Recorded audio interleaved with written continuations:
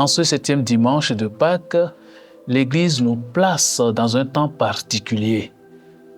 Jésus est monté vers le Père, mais l'Esprit Saint n'est pas encore descendu sur les disciples. Nous sommes donc dans un temps d'attente, une attente habitée par la prière. D'où le thème de notre méditation ce week-end, la vie de prière dans l'attente de l'Esprit Saint. La première lecture tirée des Actes des Apôtres nous montre les disciples revenus à Jérusalem après l'ascension du Seigneur.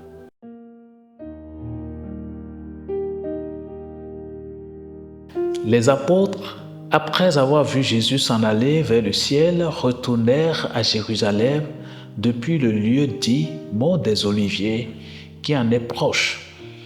La distance de marche ne dépasse pas ce qui est permis le jour du sabbat. À leur arrivée, ils montèrent dans la chambre haute où ils se tenaient habituellement.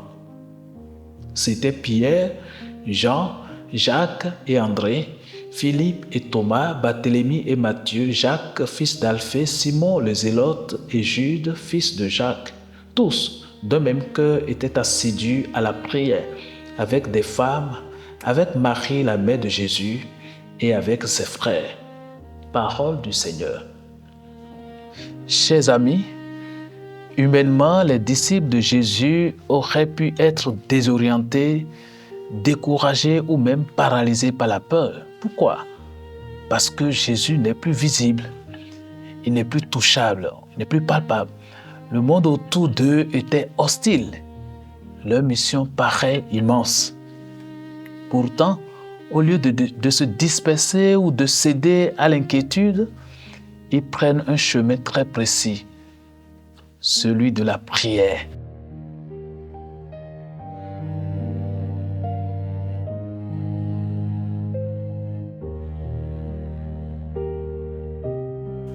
Et le texte dit, tous, d'un même cœur, étaient assidus à la prière. Oui, c'est dans la prière que l'Église naît. Avant les miracles, avant les prédications, avant les conversions, il y a ce petit groupe rassemblé dans une chambre haute, unis dans l'attente confiante de Dieu. L'autre détail dans ce texte que nous venons d'écouter est la présence de Marie. Marie était là, au milieu des disciples. Celle qui a accueilli l'Esprit au jour de l'Annonciation devient maintenant la mère de l'Église en prière. Elle accompagne les apôtres dans cette attente. Cela nous rappelle que la vraie prière chrétienne n'est pas synonyme d'agitation, mais de disponibilité intérieure à l'action de Dieu. Chers amis, nous aussi, nous connaissons des temps d'attente. Attente d'une guérison, d'un travail, d'une réponse, d'une réconciliation, d'une lumière pour une décision importante dans notre vie.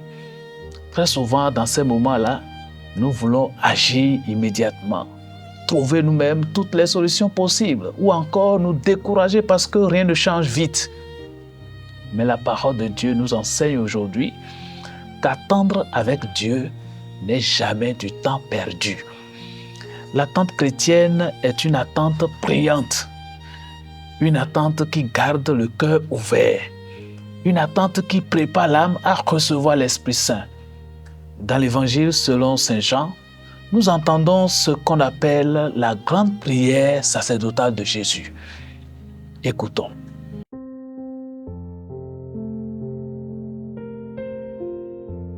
Père, l'heure est venue. Glorifie ton Fils afin que le Fils te glorifie. Ainsi comme tu lui as donné pouvoir sur tout être de chair, il donnera la vie éternelle à tous ceux que tu lui as donnés. Or, la vie éternelle, c'est qu'ils te connaissent, toi le seul vrai Dieu, et celui que tu as envoyé, Jésus-Christ. Moi, je t'ai glorifié sur la terre en accomplissant l'œuvre que tu m'avais donnée à faire. Et maintenant, glorifie-moi auprès de toi, Père, de la gloire que j'avais auprès de toi avant que le monde existe. J'ai manifesté ton nom aux hommes que tu as pris dans le monde pour me les donner. Ils étaient à toi. Tu me les as donnés et ils ont gardé ta parole. Maintenant, ils ont reconnu que tout ce que tu m'as donné vient de toi, car je leur ai donné les paroles que tu m'avais données. Ils les ont reçues. Ils ont vraiment reconnu que je suis sorti de toi et ils ont cru que tu m'as envoyé. Moi, je prie pour eux. Ce n'est pas pour le monde que je prie, mais pour ceux que tu m'as donnés, car ils sont à toi. Tout ce qui est à moi est à toi, et ce qui est à toi est à moi. Je suis glorifié en eux. Désormais, je ne suis plus dans le monde. Eux, ils sont dans le monde, et moi, je viens vers toi. Acclamons la parole de Dieu.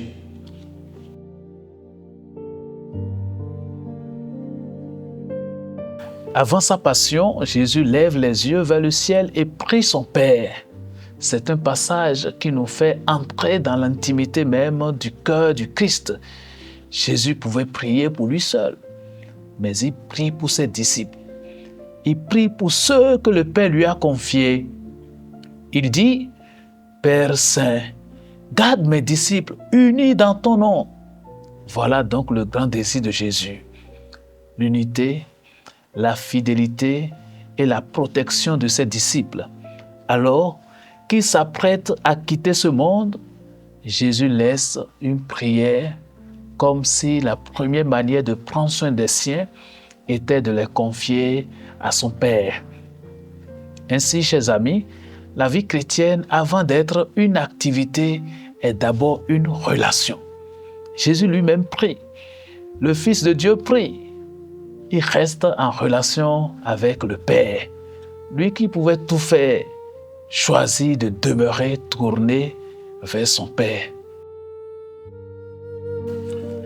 Si Jésus nous a laissé l'exemple de son union au Père, sachons qu'un chrétien qui ne prie plus, qu'un chrétien qui n'est pas dans une relation vivante avec Dieu, devient rapidement fragile spirituellement. Oui, chers amis, la prière n'est pas un supplément pour les jours tranquilles. Elle est la respiration de l'âme. Sans elle, le cœur se remplit vite de peur, de colère, de dégoût, de découragement ou de dispersion. Le temps entre l'Ascension et la Pentecôte est justement une école de prière. Les disciples apprennent à ne plus dépendre seulement de la présence visible de Jésus, mais à vivre d'une présence intérieure portée par l'Esprit. Saint Pierre, dans la deuxième lecture, nous rappelle d'ailleurs que la vie chrétienne comporte aussi des épreuves. Il nous invite, nous qui sommes croyants, à se réjouir de participer aux souffrances du Christ et à ne pas avoir honte d'être chrétien.